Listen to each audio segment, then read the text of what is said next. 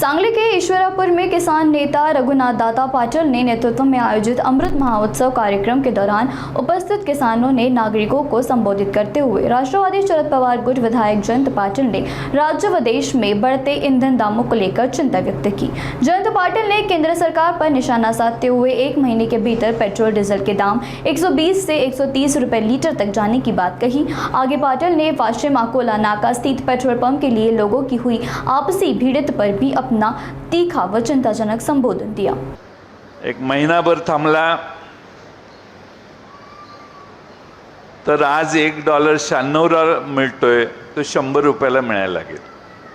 आमचा हा तुमच्याशी वादा आहे, तुम्ही काही काळजी करू नका। पेट्रोल 120-130 रुपयाला जाईल।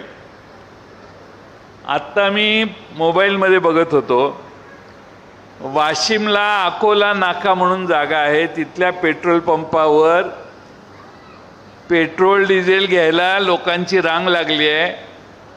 कॅन घेऊन लोक पेट्रोल पंपावर आले आहेत आणि त्या कॅननं एकमेकाला मारतायत पेट्रोल डिझेल भरण्यासाठी भांडणं।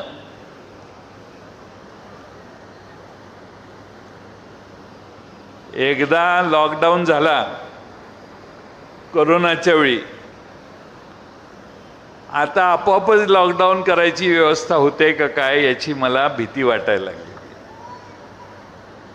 राज्यामध्ये देशामध्ये काही दिवसापूर्वी देशाच्या गृहमंत्र्यांनी भाषण केले, अपने पास 6 महीने का कोटा है पेट्रोल।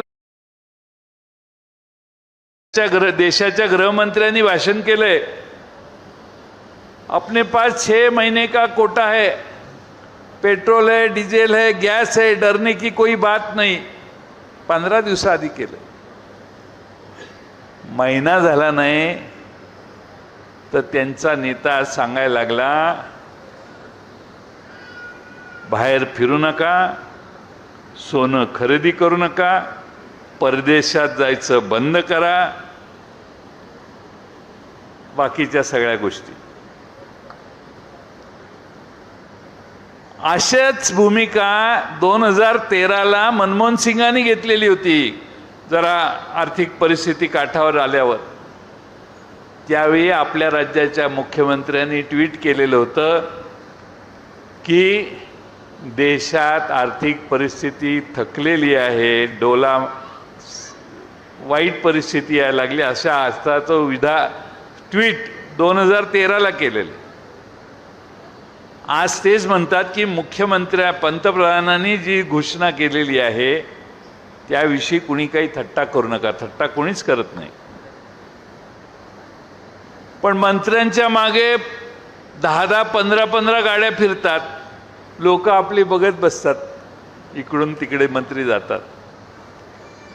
आता एक मंत्री गेला तर दुसरा मंत्री व्हायला तयार असतो।